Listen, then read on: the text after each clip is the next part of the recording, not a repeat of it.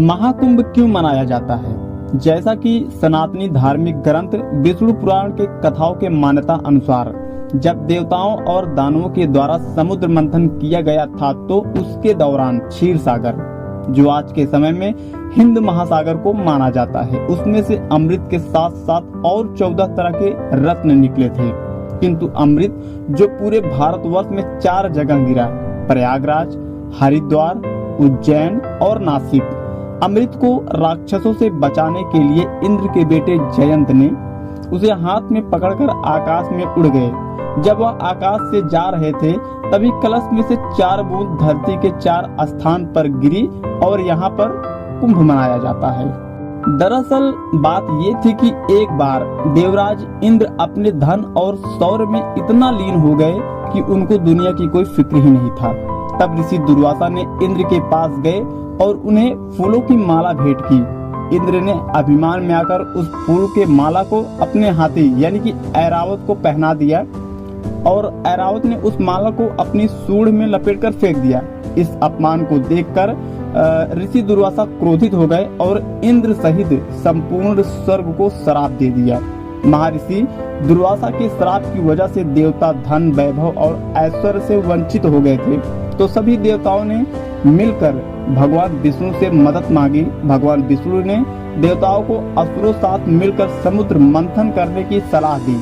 उस समय असुरों का राज पूरे ब्रह्मांड में था। असुर देवता से भी अत्यधिक शक्तिशाली हो गए थे। देवताओं ने असुरों संग मिलकर समुद्र मंथन किया। इस मंथन में वासुकीनाग और मंदार पर्वत के साथ साथ नारायण की भी मदद ली गई। वासुकीनाग को नेति और मंदार पर्वत को मथनी और भगवान श्री हरि स्वयं कच्छप बनकर मंदार पर्वत को अपनी पीठ पर रखकर उसका आधार बन गए। मंथन के दौरान सबसे पहले विष निकला था। मंथन में निकला हलाहल विष इतना प्रभावकारी था कि ये संपूर्ण ब्रह्मांड को नष्ट कर सकता था। तब सभी देवता ने मिलकर शिव की आराधना की और भगवान शिव ने हलाहल विष पिया, परंतु विष को गले से नीचे नहीं उतरने दिया, जिसकी वजह से उनका कंठ नीला पड़ गया और इसीलिए भगवान शिव को नीलकंठ भी कहा जाता है।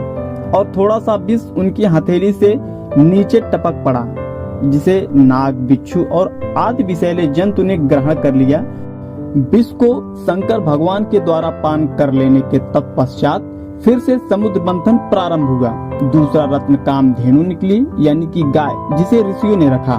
फिर घोड़ा निकला जिसे असुर राज बलि ने रख लिया। उसके पश्चात ऐरावत हाथी निकला जिसे देवराज इंद्र ने अपना वाहन बना लिया।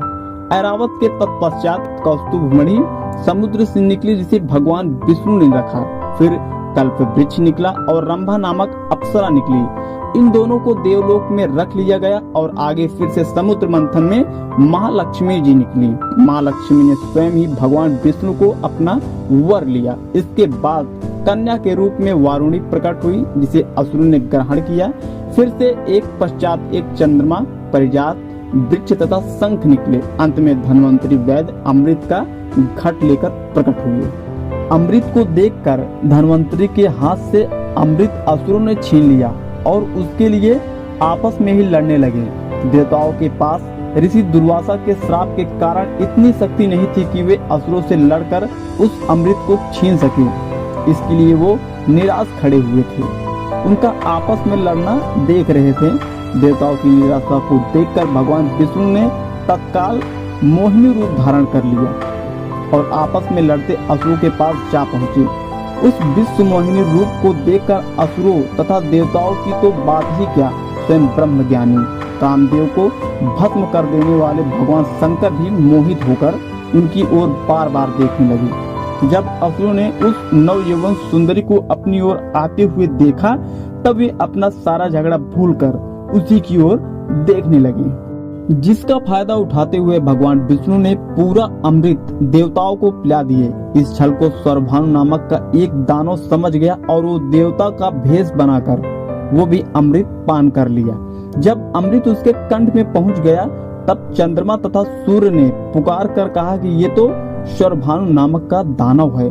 यह सुनकर भगवान विष्णु ने तत्काल अपने सुदर्शन चक्र से उसका गर्दन सर से अलग कर दिया।